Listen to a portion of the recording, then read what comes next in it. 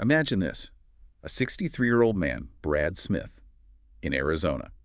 He has late-stage ALS, can't move, can't speak. You'd think complete disconnection, right? A really isolating condition. But not anymore. Now he's communicating with his family, in his Yeah. own voice, using a laptop he controls, with his mind. It's just incredible. It really is. And it shines a spotlight on the work happening at Neuralink. I mean, just in the past year, they've implanted their brain-computer interface, their BCI, into 3 human volunteers. 3 people, all living with paralysis or locked-in syndrome. Exactly. Locked in, meaning, fully conscious, but almost no ability to move or communicate outwardly. And Elon Musk, who's behind Neuralink, he calls this tech telepathy, basically translating thoughts straight into action on a screen. Yeah, that's the concept. So that's exactly what we're going to dive into today. We want to understand who these first patients are, what this Neuralink implant actually lets them do, and trace the whole journey of this brain chip. Right. We'll look at where Neuralink started, how they got through animal studies, the whole regulatory maze to even get to human trials, and, of course, the really exciting possibilities, but also the big ethical questions that come with it. Definitely. And we've pulled together a lot for this. Neuralink's own blog posts, statements right from the patients, news reports, interviews with Musk and the team. Okay, so let's unpack Neuralink itself. Founded 2016, Elon Musk. Helping people with neurological issues was goal 1, but there was more to it from the start, wasn't there? Oh, yeah, absolutely. From day one, it was kind of a dual vision. The immediate near-term goal was clear, create these advanced brain implants for neurological conditions. But the bigger picture, the long game Musk talked about, was achieving, well, he calls it human-AI symbiosis. Human-AI symbiosis. What's the thinking behind that? Sounds pretty sci-fi. Well, his vision was pretty broad. He talked about tackling everything: memory loss, stroke recovery, addiction. Yeah. But yeah, also evolving it into something for the general population, basically merging human consciousness with artificial intelligence. Merging. Wow. He even floated ideas about eventually being able to, extract and store thoughts, almost a digital soul concept. Okay, that is ambitious. Yeah. So how did they start making this real? I remember hearing about a robot looked like a sewing machine. Yeah. And pigs. Right, exactly. They first showed their hand publicly in 2019, talked about this surgical robot, like a sewing machine, designed to insert these incredibly fine electrode threads, thinner than a human hair. Into the brain to read the signals. Precisely. Then came August 2020, the famous demo with Gertrude the pig. Gertrude, right. What did we learn from Gertrude? Well, Gertrude had this coin-sized implant, an early version of the Link, in her skull. It was recording signals from her snout, so when she sniffed around or touched things, you could actually see and hear the corresponding neurons firing in real time. Wow. It proved, basically, that the implant could be put in safely and could wirelessly transmit live brain activity via Bluetooth. That was a huge step. Musk called it a Fitbit in your skull with tiny wires. Catchy. It is catchy, yeah. But okay, pig sniffing is one thing. Showing more complex control is another. That brings us to Pager the monkey playing Pong. Exactly. That was April 2021, a big leap forward. Pager, a macaque monkey, played the video game Pong using just his mind. How? He had 2 Neuralink implants. They trained him, and then he could control the paddle on the screen just by thinking about moving his hand, no joystick involved. That's amazing. And then later, wasn't there a monkey apparently typing telepathically, picking letters on screen? Yeah, that was another update showing progress towards more complex control. But, it's important to remember, while Neuralink seems really cutting edge, the basic idea of DCIs isn't brand new. Right. People have been working on this for a while. Decades, actually. I mean, back in 2004, you had paralyzed patients using older wired implants to move computer cursors. So what makes Neuralink different then? It's really the combination of things. Being fully wireless, that's huge. Having a very high bandwidth, over 1,000 electrodes recording signals. 1,000. Compared to what before? Much, much fewer in earlier systems. Think like dozens, maybe 100 or so in some research systems. So 1,024 electrodes. That gives you a much richer, more detailed picture of brain activity, like going from a blurry photo to HD. Okay. And the surgical robot is the third piece. Yes, the automated surgical robot. Its precision is key. How does that work? Why is it so critical? It's designed to insert those tiny fragile threads with micron-level accuracy. Dodging blood vessels is crucial. You really don't want to cause damage. Absolutely not. So that precision helps minimize injury during insertion and hopefully makes the implant safer and more effective over the long run. I mean, keeping this thing working reliably for decades inside the brain, that's a massive challenge. The robot's precision is really central to tackling that. Makes sense. But getting this into humans, that wasn't straightforward. They had some roadblocks with regulators, right? The FDA. They did, yeah. Their first application to the FDA to start human trials, it was rejected. That was back in early 2022. Why? What were the concerns? A number of safety issues. Things like the device's battery, the wires or threads migrating, and questions about how easily it could be removed if needed. Sounds like serious hurdles. How did they get past that? Well, they basically spent the next year working through those issues, addressing what the FDA called dozens of deficiencies, refining the device, and then May 25th, 2023, they announced they got the green light. FDA approval for the first in-human trial. That's the IDE, the Investigational Device Exemption. That's the one. The crucial step allowing them to actually start implanting it in people. So that IDE meant they could start recruiting patients. Yes, a small group initially, focusing on people with severe paralysis. It signified the FDA agreed the potential benefits seemed to outweigh the risks for this specific group based on the preclinical data. Okay, FDA approval in hand. What next? Did they just open the doors for volunteers? Well, they did a fair bit of public outreach, late 2022 through 2023, trying to attract talent to the company, but also potential trial participants. Musk himself was out there showing off the surgical robot. Right, he made that comparison to LASIK eye surgery, saying maybe one day the implant procedure could be that quick, under an hour, no general anesthesia. Yeah, LASIK for the brain. A very bold claim, typical Musk. But the immediate goals for these first human trials were pretty focused. What were they targeting specifically? Primarily, enabling people with paralysis to control computers and phones just by thinking. Ideally, as fast as someone using their thumbs. Longer term, maybe restoring some movement by bridging spinal cord injuries. Okay, and that led to the PRIME study. Exactly. PRIME stands for Precise Robotically Implanted Brain-Computer Interface. They were looking for people with quadriplegia from spinal cord injuries or from ALS. And the surgeries actually started quietly in late 2023. Where? At the Barrow Neurological Institute in Phoenix, Arizona. Which brings us right up to the first actual human patients. Yeah. So as of early 2025, we know of 3. Noland Arbaugh, he was the first, then someone known as Alex, and Brad Smith, who we mentioned at the start, all paralyzed. Let's talk about Noland first. Okay, Noland Arbaugh. Yeah. He's 30. He received the first Neuralink implant in a human back in January 2024. And his situation? He'd been paralyzed from the shoulders down for 8 years, a diving accident. But crucially, his mind was completely unaffected, and he really wanted to regain some independence. And the surgery went okay. He got out of the hospital fast, I heard. Yeah, remarkably fast. Discharged just 2 days later.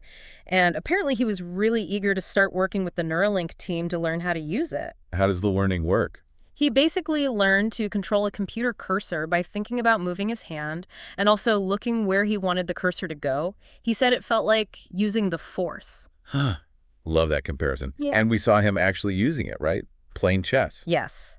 That live stream in March 2024, him playing chess just with his mind, that was a huge moment. Really showed the world what was possible. Incredible. And games weren't the only thing. No, not at all. He mentioned playing the strategy game Civilization VI for hours on end, apparently up to 8 hours, limited only by the battery needing a recharge, but more importantly, the practical stuff. Texting friends, browsing the web, using his computer totally independently. That independence must be huge. He said something powerful about reconnecting, didn't he? He did. He said the link has helped me reconnect with the world, my friends, and my family. It's giving me the ability to do things on my own again without needing my family at all hours of the day and night. That really hits home, the impact on his autonomy. But it wasn't perfectly smooth sailing from day one, was it? There's an issue with some of the threads. That's right. Early on, some of those tiny electrode threads apparently retracted or shifted slightly in his brain. It reduced the number of active electrodes for a bit. Oh, wow. How do they fix that? Neuralink adjusted the software algorithms to be more sensitive to the remaining signals. It seems to have worked, and it highlights that this is still very much experimental technology. These first patients are pioneers, really helping them figure things out. And Noland seems totally on board with that role. Very positive guy. Absolutely. He's been very open about the process, the challenges, saying he's there to help them improve it. And he's using it a lot, right? Yeah. How much is typical? Neuralink reported participants average about 6.5 hours of independent use per day. Noland himself racked up hundreds of hours in that first year. He even did that long interview on the Lex Fridman podcast, giving a really detailed account. Amazing dedication. Okay, let's talk about Alex, the second patient. His story hits differently because of his creative background. Yeah, Alex. Also a young man, paralyzed from the neck down after a car accident.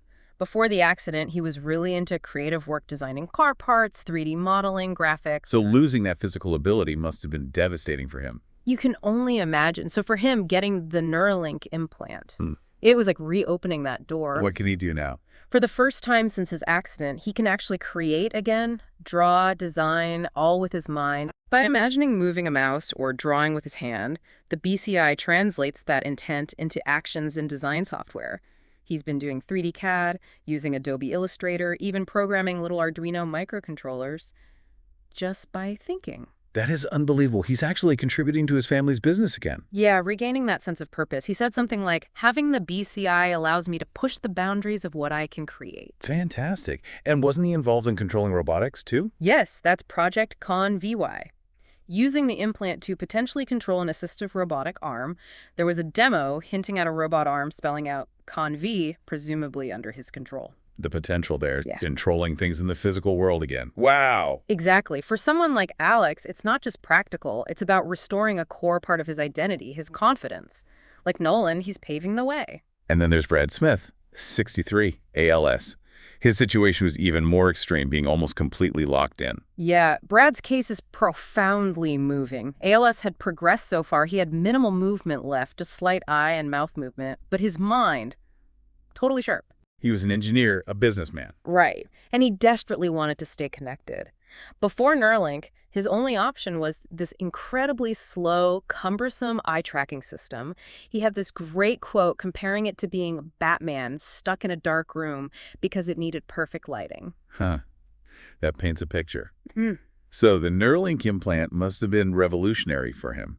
He was the first ALS patient, first nonverbal person to get one. Absolutely life-changing. After getting the implant in late 2024, suddenly he could communicate without relying on his eyes. He could control a keyboard just by thinking. And use it anywhere, like outside. Exactly. Use the computer on the porch, go out to the park, and still communicate. He went to his son's robotics tournament, participated in a Q&A at his church, things that were impossible before. Just incredible. And the speed was better, too. Way better. And to boost it even more, Neuralink integrated it with an AI chatbot interface using Grok. Grok, how did that help? It suggests possible replies in his own synthesized voice, cloned from recordings before he lost his speech, so he can respond much faster than typing everything out word by word.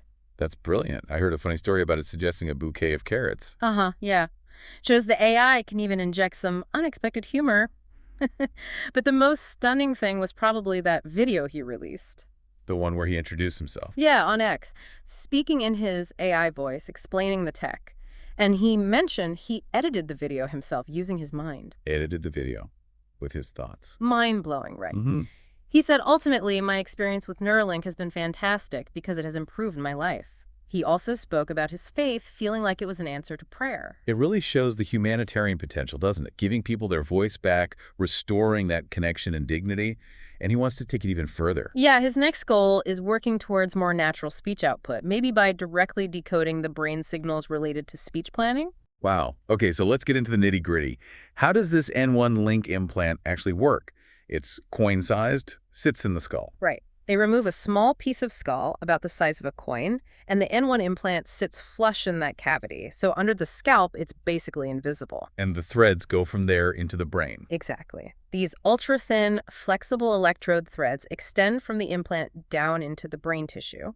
The current version uses 1,024 of these electrodes to listen in on the neurons firing. And getting those threads in place safely is where the robot comes in again. Precision is everything. Absolutely critical. The robot has to navigate around blood vessels with incredible accuracy to avoid causing any damage or bleeding.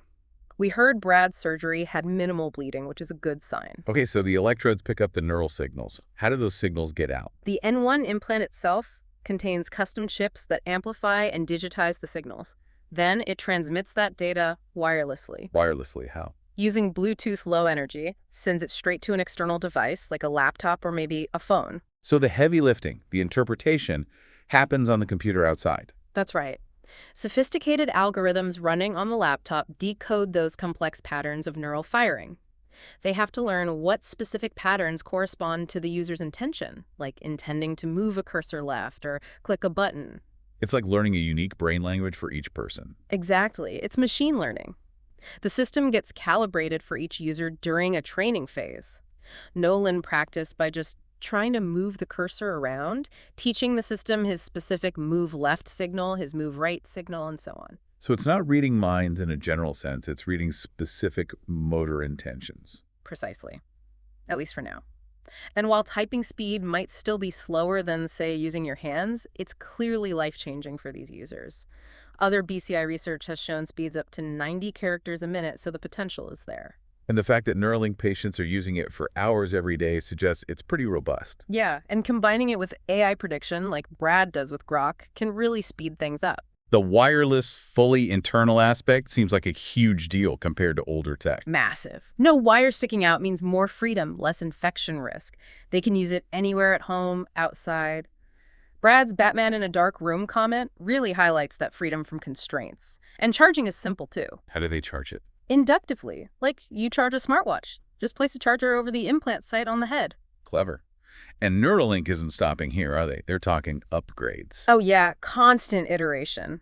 Hints of next-gen versions with even more electrodes, maybe multiple implants per person eventually, interfacing with different brain areas or even the spinal cord. Musk even talks about healthy people getting them someday. He does. Multiple implants for enhanced input-output. That's way down the line, of course. The current link is primarily about recording brain activity. Future versions might add stimulation capabilities. Stimulation for what? Sensory feedback. Imagine feeling what a robotic hand touches. Or therapeutic uses, maybe even creating a visual prosthesis for blindness. And they build everything themselves.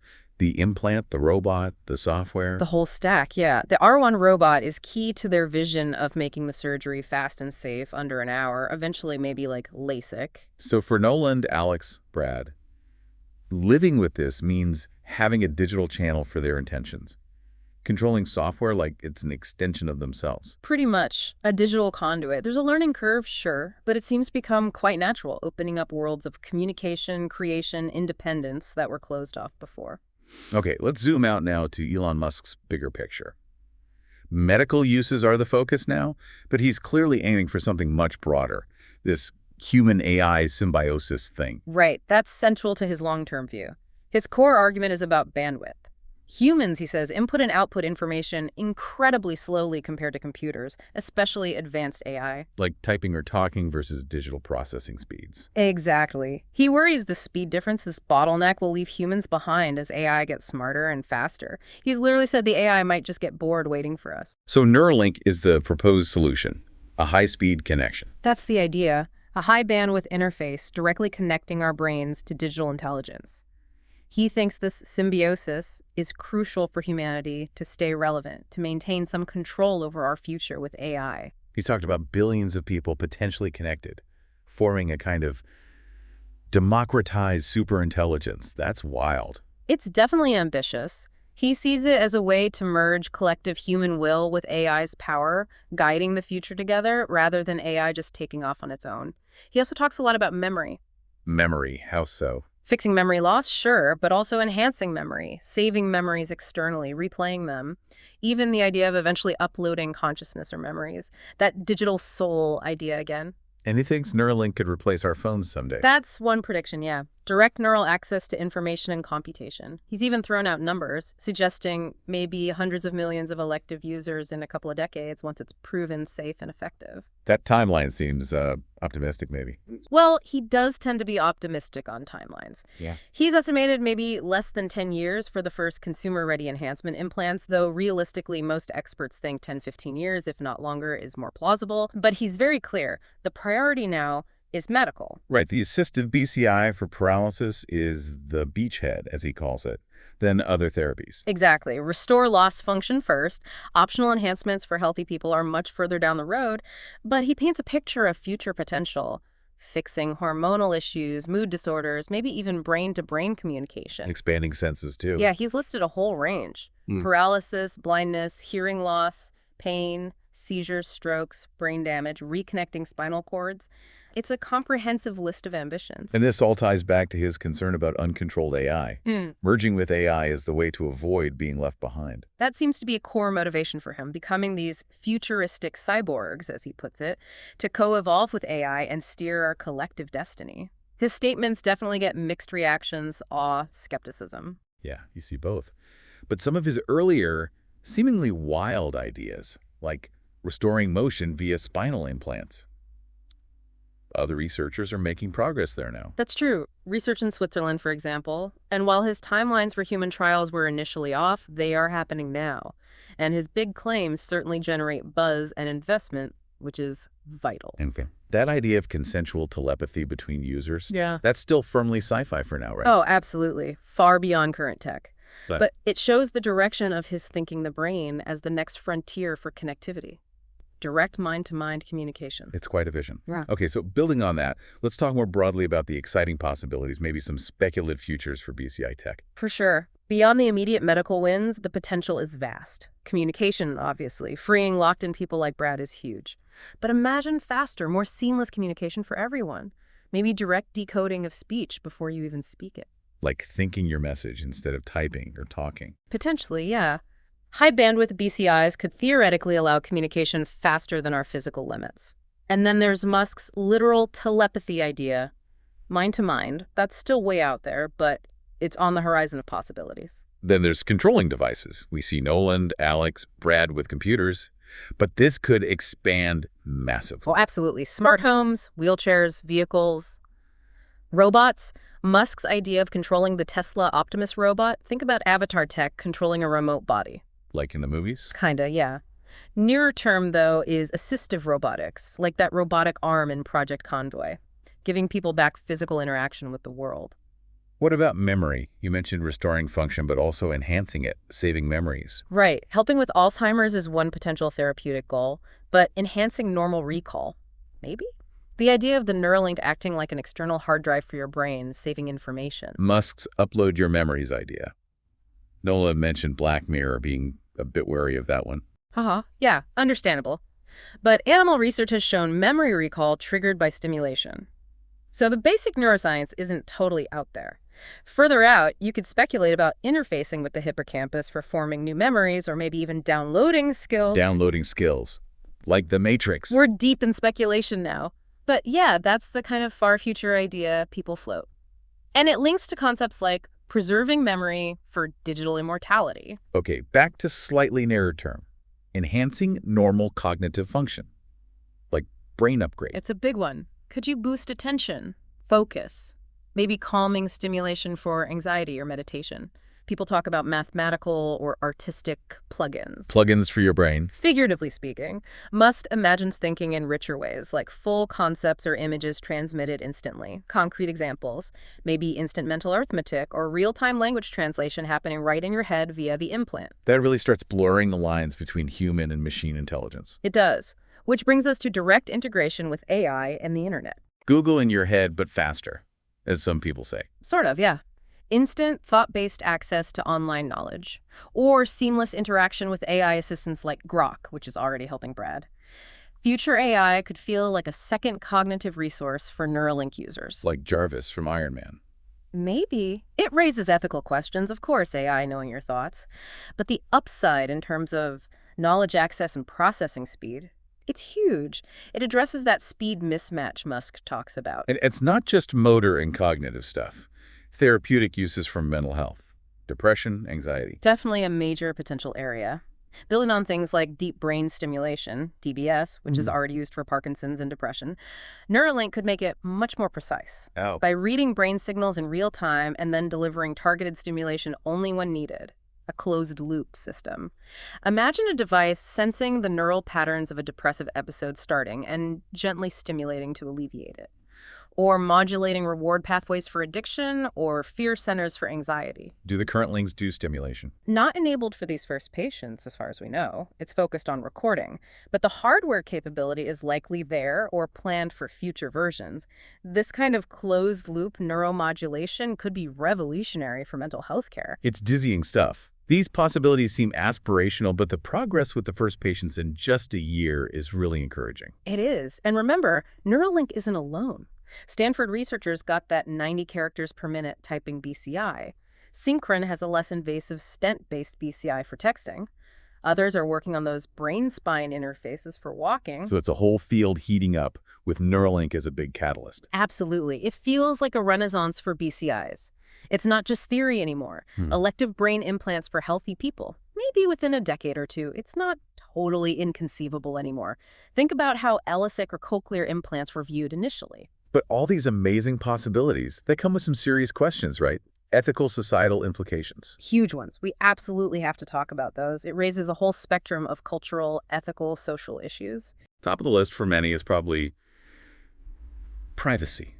The privacy of thought. Yeah, the ultimate privacy boundary. Could these devices one day read unspoken thoughts? Current implants read motor intent, not abstract thoughts, but the lines could blur. People worry about hacking, obviously. Exposure of your innermost thoughts. Yeah. Mind control.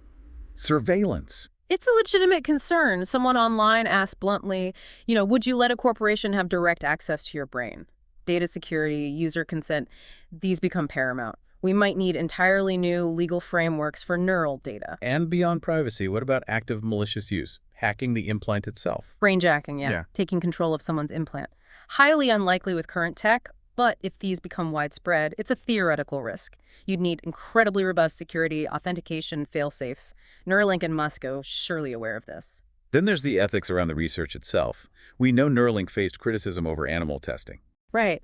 And with human participants, especially vulnerable ones with paralysis, the ethical oversight has to be even stricter. Informed consent, protecting them from exploitation. It's critical. The current PRIME study seems carefully managed, with oversight. It appears so, yes. Institutional Review Board oversight, FDA approval for the trial protocol. But transparency in reporting results, especially any adverse events, will be crucial going forward. Setbacks could happen. Okay, looking further out, if these become more common, especially for enhancement, what about inequality, a cyborg divide? That's a major societal question. Could we see divides between the neurally enhanced and the unenhanced? Pressure to get implants just to stay competitive at work or school. Someone online worried about trading humanity for technical competence, creating a superior augmented class. Sci-fi loves that trope. It's a classic trope for a reason. Would job markets start favoring BCI users? It raises fundamental questions about fairness, access, what it means to be human. Some people embrace the cyborg future, others resist it. We need to grapple with that. And what about the impact on the individual sense of self? Melding mind and machine. How does that change identity? Deep philosophical questions. If you can enhance cognition, edit memories, does that change who you are? Could there be psychological side effects? Dissociation, maybe? Though the current patients seem to be adapting well. Yes, likely because the technology is restorative for them, giving back lost function rather than adding something totally alien. But for future enhancements, psychological support and personal choice will be vital. Regulation is going to be key too, beyond just medical device rules. Absolutely, especially for elective implants. Will you need a license, certification? And cost and accessibility, will insurance cover medical needs? Will consumer versions just widen the gap between rich and poor? Musk aims for widespread affordable tech, right? Using robotics to cut surgery costs. That's the stated goal. But ensuring equitable access is a conversation we need to have now, not after the tech is already widespread. And just, how will different cultures react? Brain implants touch on deep beliefs about the self, the soul, the sacred. Huge cultural variance there, potential stigma, fear. Media portrayals of cyborgs are evolving, but often lean negative. However, the positive impact we're seeing now, Brad, communicating again, that could really shift public opinion. So diverse voices need to shape this narrative. It's not just about the cool factor. Exactly. We need to understand the risks, respect the skepticism.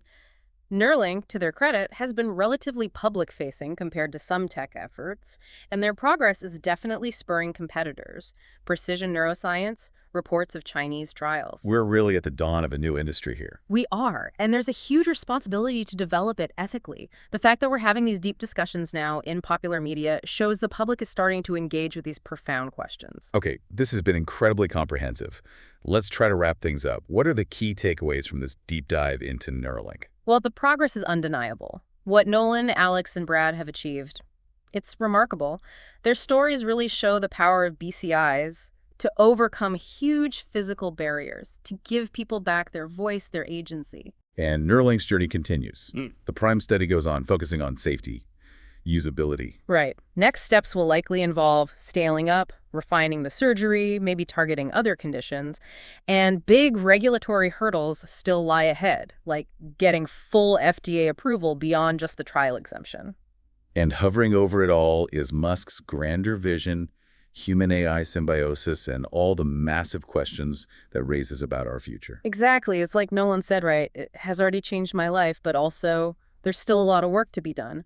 That perfectly captures where we are amazing potential demonstrated, but still early days in a long journey.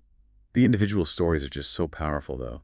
Brad talking to his family, Alex creating art again, Nolan getting that independence back. They really are pioneers, aren't they? Like Nolan's using the Force comment, they're venturing into the unknown, and their experiences are teaching us so much. Yeah, true explorers of the inner frontier. And maybe the most resonant image, the one that sticks with you, is Brad Smith using this futuristic tech for something so fundamentally human, telling his wife he loves her. That really grounds it all, doesn't it? Mhm. Despite the advanced science, it comes down to connecting people, unlocking human potential. Exactly. So as we finish up, it leaves you thinking, how will people look back on this moment?